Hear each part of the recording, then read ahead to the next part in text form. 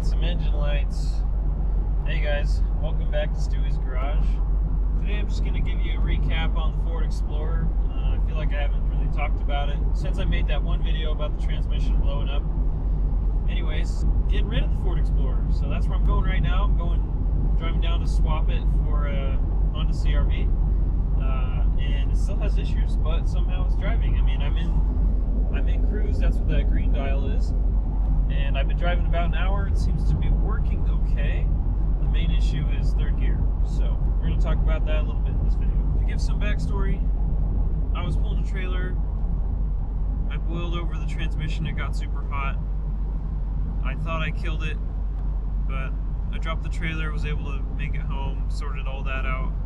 But then shortly after that, the transmission burned all its fluid and it just stopped working. So I rebuilt the transmission.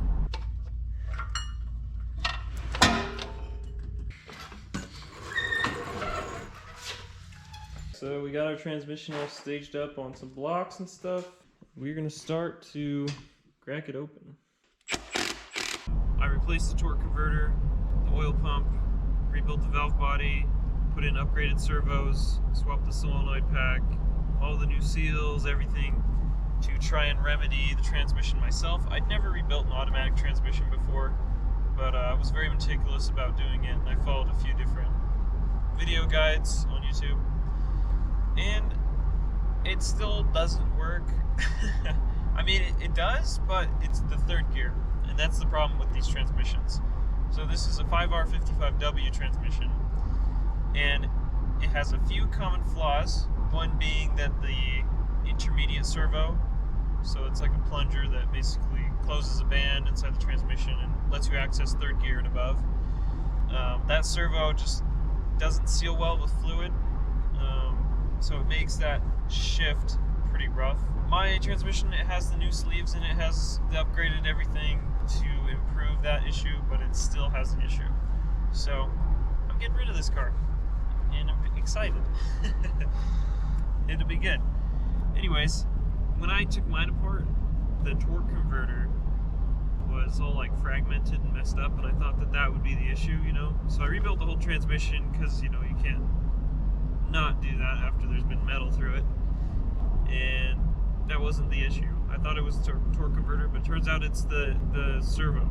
That's the real problem. So if we look at the engine codes, I can show you right now because I got my scan tool. It's a P0745 code. The pressure control solenoid A. So if you get that code, it's probably going to cost you some money. So that's the reason the OD off light is flashing. That is the engine light for the transmission, is when OD off is flashing.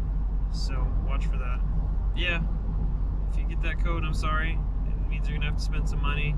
You're gonna have to buy a new transmission or get a reman or something like that. But these cars, you know, the 5R55W transmission is not a great design, and yeah, it causes a lot of issues. But anyways, I gotta focus on the road.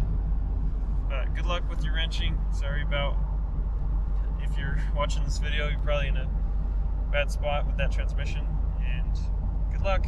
Alright, thanks for watching. See ya.